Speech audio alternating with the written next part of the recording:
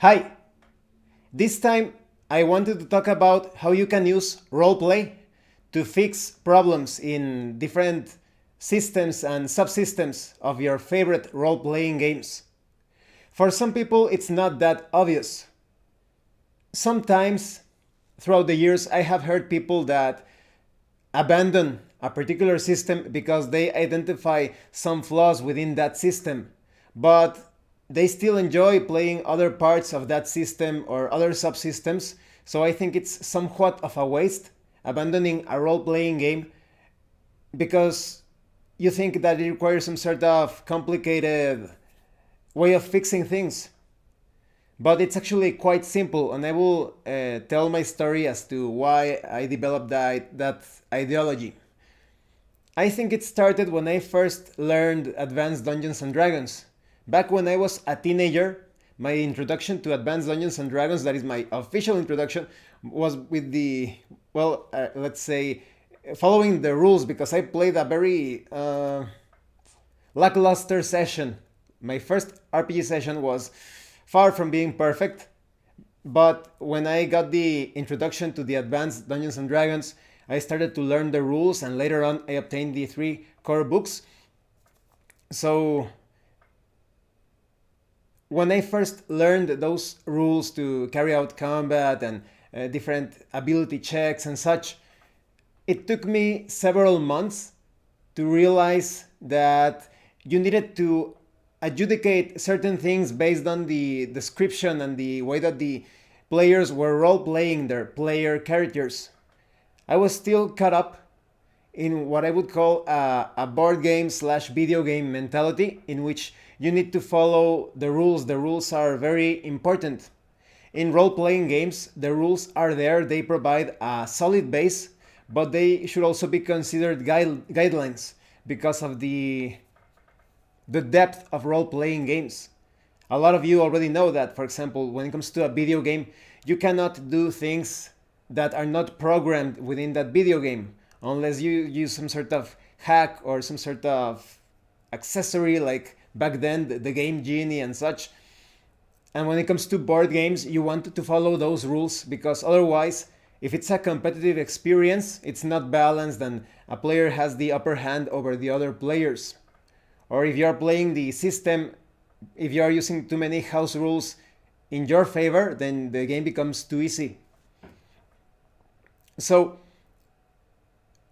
I think that's a flaw of the introduction to Advanced Dungeons and Dragons second edition and the core books, that you do not have a specific section telling you how to adjudicate those things. That is, for a complete beginner, there is no section that tells you sometimes the players are going to want to do this or that, and you need to apply this mechanic or come up with this solution or that solution. They don't give you examples like in many other role-playing games later on. For example, in Deluxe Tunnels and Trolls, the core rulebook tells you if the players want to do something with their skills during perhaps combat, they should make their saving rolls, and if they are successful, they could do something about the enemy's defense. They could apply more damage. It depends on the situation. They give you more information about this in the free magazine for Tunnels and Trolls, the Trolls in number 1, if I am not mistaken. Yes, Trolls in number 1 contains more information about that. Or like in many new old school Renaissance games, they give you tips like if the players want to do something, you could add a modifier to their attacks or whatever they are attempting to do. So when I first started to run Advanced Dungeons and Dragons, I noticed that the players that controlled melee focused classes like the fighter, the avenger if you're using the Ravenloft setting, sometimes the paladin, although the paladin does have that option of healing, the lay on hands and some spells, but compared to the cleric and the wizard, they have so many options during a single combat turn. They have all of those spells, and even the rogue, you have the capacity to backstab the enemy and to use your climbing and hiding in the shadows and moving silently to do some things in the battlefield, to sneak around and take opportunity of those moments to really strike where it hurts. But in the case of the fighter, unless you have other books or supplements, it's someone that is not experienced with role-playing games. It will always be like, I hit you, you hit me, I hit you, you hit me. And besides changing weapons or perhaps dropping your shield and pulling out the two-hander, they felt quite limited. So after a few months, I just told the player, perhaps controlling the fighter, just describe what your character is going to do in the fight, and I will, maybe you'll get a bonus to attack or to damage. And that's how I started to apply those things. But later on, I realized that this is the key to solving many, yes, like unbalanced systems. I don't remember if it was what would you say, the next situation, important situation related to that, but we were playing a long time ago Exalted first edition, and there was this charm that the enemy just became extremely powerful when it comes to defense. You have this huge dice pool and you roll your dice, and even back then they were two-player characters against this enemy. You had a sort of like episode 1 situation, like Darth Maul versus Obi-Wan and Qui-Gon, but they simply couldn't. They just made like a few flesh wounds and he was devastating in his attacks. They were about to lose, and I felt like it was so unfair that I even thought maybe I'm running something wrong in the system. So I just told them, well, it looks like this enemy is quite superior, technically speaking. You need to come up with some good ideas now or he's going to defeat you. And so one of the players came up with this idea. And for those of you that haven't played Exalted first edition, it's pretty much like an anime game from White Wolf. It's very anime. So a player decided that he was going to run next to this wooden pole, and he was, through a series of kicks, he was basically going to kick pieces of the wooden pole against the enemy to distract him. You know, like these pieces of wood come flying at you and you're like shoving them or punching them aside. But the other player was going to move at the same time, trying to coordinate with each piece of wood that was flying at the enemy, zigzagging to get into the blind spot of the enemy. And then he used one of his attacks. So in my attempt to give them a better chance, and because combat was taking too long, there was a moment where they also started to fight quite defensively, so combat started to drag. And it's ridiculous because in real combat situations, even though it's a fictional setting, it starts to, yes, like to lose that realism within the fiction. So I applied a heavy penalty, reduced the dice pool of the enemy, and I augmented the dice. There is a mechanic in Exalted to add more dice to the pool of dice of the players, but they really need to make more emphasis that there are going to be situations in which you really need to integrate this into the fight. So I gave them a lot of dice, and they inflicted devastating damage, and they finished off the battle in the next round. So it is very important, if you are playing a system, especially related to combat, that, oh, these battles, they take like 2 hours because the enemies, you simply cannot hit them. Or maybe you have like those percentile systems where you need to roll below 30 or 20 to score a hit, and it just, the probabilities are against you. You get a lot of misses. So encourage the players to come up with some cool descriptions of their attacks and logical descriptions as well. If the player character is wielding an axe and the enemy is fighting with a sword and shield, have him describe that he's going to use the axe to, perhaps he cannot sunder or crush the shield for some reason. Maybe he can use the axe to pull the shield aside, and then he describes something like he's going to pull a dagger and he's going to attack the sword arm of the enemy while he kicks and gets in and then uses his axe to finish off the enemy. Those sorts of description, and give them a hefty bonus. Really, if it's a d20 based system, give them a +2 or even a +4 to their attack if things are dragging. like I said, in percentile systems, maybe that adds a bonus of an additional 20 or 30%. So now they need to roll perhaps below 50 or below 60. Or maybe in those cases where the enemy is constantly dodging or parrying or blocking or whatever, maybe he cannot do so because of the attack that the player character described. And it also depends on the style, right? You're going to have different maneuvers and attacks depending on the grittiness and the realism of the setting. It's very different to play an anime style RPG from a more, yes, like a grittier, more realistic sort of combat situation. This also applies to skill checks. Maybe there are some character classes or archetypes, or simply the way that the character is built, that he seems completely useless in different checks. So maybe, let's say that you are running a game for a single player character. One of the more difficult situations if you are not experienced or knowledgeable enough in that regard, because a single player character does not have all of the skills required. That's why you need to read books about like Conan and the Dying Earth and Solomon Kane, because all of those, they are solo heroes. Even if you are looking for modern examples, read the Judge Dredd comic books. Judge Dredd, Judge Anderson, they are always taking on missions on their own, solo, and they are so resourceful. Not because, well, they are knowledgeable in many things, but they do not know everything. But within their limited scope of skills and resources and tools, they always come up with creative ways. So like I said, let's say that you're running a game for a single player character and the background, it's a post-apocalyptic setting, and you have this character with a background on boxing, and that's it. He's kind of like a boxer and he knows a bit about survival and all of that, but he gets to this building and there is this wall with very small handholds or footholds. So you would need a more agile and perhaps a more petite or lithe character to get his small hands into those holes and climb up. But the boxer, he's kind of like a heavyweight and he is not able to simply fit those hands in there.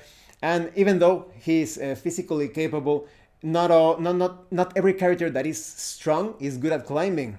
Just for example, like I said, maybe compare a boxer with a professional climber. A professional climber, he's so used to hanging almost by the fingertips from ledges. His hands are so strong that he's going to have a huge advantage when climbing, of course. But the boxer, not all boxers have very strong fingers when compared to climbers, or for example, those that practice kempo or kung fu, that practice tiger strikes that require a lot of strength in their fingers. Maybe they would have a better chance at climbing in that situation. But in that case, the boxer character, the player controlling that character, needs to come up with some creative solutions. Maybe he tells the game master, are there like logs, like some fallen trees or something around? And you could tell him, oh, well, there is this log and some of them have branches and nuts. And he said, oh, well, I'm going to look for the most branch-filled, nutty, like those, how would you say, bumps or things that stand out from the trees. And he's going to carry that log, and he's going to lean it or place it against the wall. And he's going to try to use it as a sort of ladder, an improvised ladder to get up top to that window or over the wall. So that could give you a greater bonus. It depends on the system, right? If it's a D20 system, you could give him a +4 in the skill check. Or if it's a percentile system, like I said, you give him a +20%. Now he needs to roll below 60 or whatever. He gets a better chance to accomplish that. I think creativity and roleplay should always be rewarded. Because if you sometimes punish the player, like maybe it's in a combat situation and the player comes up with some sort of attack or maneuver that is simply unreasonable or unviable based on the current situation, do not punish that player with a -2 or -4. just don't give him a bonus in that case when it does not apply to the situation.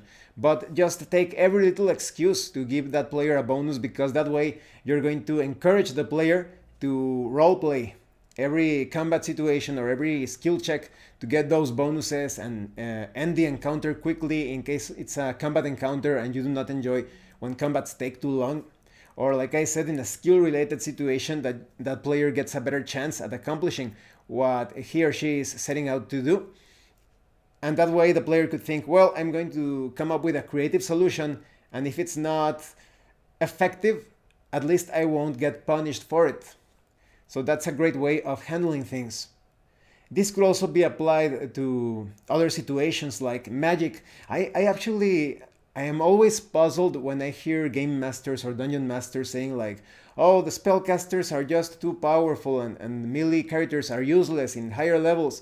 But you as a game master, you're pretty much a deity or even like the god of the fictional world. You can do anything that you like.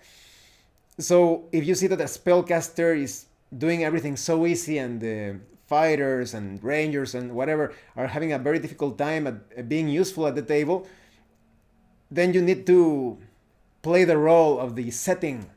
For example, maybe you are running Forgotten Realms, one of the highest high magic settings out there. You have the Netheril, the Empire of Magic, and all of those magical ruins and artifacts and spells like the what was the name? The Mythalars. Was that the correct name? You know, those ancient structures that have very powerful magical effects ongoing. So maybe there are certain zones of anti-magic or dead magic or wild magic. There could be some artifacts in place or ancient enchantments that even last for centuries. And in those zones, the clerics, the wizards, they won't be able to use their spells. They're going to be completely helpless. And that's when the fighter and the rest of the melee characters are going to shine. Because they all have their strengths and weaknesses. It's all up to the game master or dungeon master to identify those strengths and weaknesses and make sure that the entire party, each member of the party, plays his or her role. It's just like a wizard depends on spells and magical items. Let's say like the fighter, the avenger, the paladin, the ranger, they all depend on their weapons and their armor as well. So you also need to place those weapons that could give them an edge against spellcasters, perhaps. Even if it doesn't exist in an official manual, come up with a particular weapon or shield or anything that grants them some sort of edge against spellcasters. It's not difficult. It happens at the speed of thought. So I think some people get into that concept of, what would you say, drowning inside of a glass of water. They think that they need to apply some very complicated things to solve problems in different systems and subsystems of different role-playing games. And it's not that difficult. You just need to adjudicate some things through a role-play, through some creative solutions. The game master or dungeon master and the players work together. The game master needs to identify those situations and immediately come up with a solution. He needs to think, what's making this session not quite as fun as the other sessions? I need to fix that. And the players also need to identify that to come up with some creative solutions to give the game master an excuse to adjudicate that so that the situation is still challenging, but the players are solving the situation through their ideas, their strategies, their tactics, so that it doesn't feel like those video games, particularly like those Japanese RPGs or JRPGs. They are fun, but some of them require extreme grinding. You cannot defeat certain enemies or foes unless you go up several levels. But in role-playing games, sometimes you can overcome those very difficult challenges, hazards, and enemies through intelligent gameplay.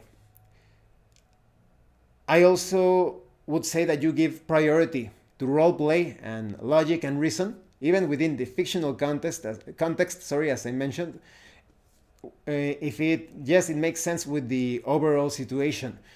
For example, the typical situation of that you have some sort of enemy base or stronghold and the player characters want to infiltrate that place and there are guards or sentries.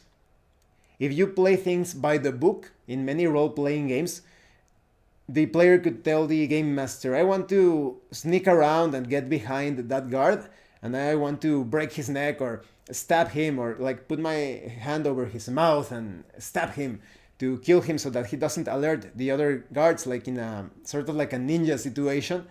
And if the game master is inexperienced and not knowledgeable in this, he is going to say that is not possible unless he has an assassin sort of character. But you should allow that. You should let the player make a roll to see if he manages to sneak behind that enemy, and perhaps you give him an automatic kill, or you tell that player to make a roll to see if his attack scores, and then he makes the kill. And it's so thematic and exciting, and it rewards the players for their strategic thinking. I think this is particularly important if you're playing older editions of Dungeons and Dragons. Sometimes the thief feels like the only character that is capable of solving different skill-related situations. The players could become frustrated that, oh, I have a fighter and I can't sneak around there, or I can't climb up there. I remember that an effective way of handling this, maybe some will disagree, is that you either allow ability checks, that is, you roll below your ability score for pretty much anything that the characters want to do, but the thief has the advantage of also making his percentile roll to see if he is successful. That way the thief is rewarded with a sort of cushion. So, oh, he missed his ability check, but now he gets to roll his percentile check. Maybe you could roll all dice at the same time so that you get the result immediately. And you also reward other players for attempting to be skillful. Even if they don't have the proficiency to do something, they could still attempt different tasks. You could also apply a negative modifier to those classes that are not experienced in those particular situations. Not a heavy penalty, perhaps like -2 or -4, but just making it clear that the thief has the advantage, the thief or the bard or the assassin, the monk, in those particular situations. So those are my thoughts. I hope you found this video entertaining or useful. Maybe someone that is just starting to play role-playing games does not know how to, like I said, apply this, this improvisation in those moments. So before you go discarding or hating a particular system because there is something about combat that you do not like, that is unbalanced, or something related to skill checks, just think right there in the moment when that happens, what would make it easier or more viable for the situation to flow, for the player to be rewarded for roleplay and creative thinking. And that's always going to be the right solution if you rule in favor of roleplay, of logic and reasoning, even within the more over-the-top settings. Well, thank you for watching this video. If you have any comments or questions or suggestions on how to handle this situation, please let me know in the comments section below. And thank you so much to those of you that have been supporting the channel by sending drive-thru RPG gift certificates. If anyone else wants to further support the channel, the information on how to do that will be in the description below. Once again, thank you and see you later.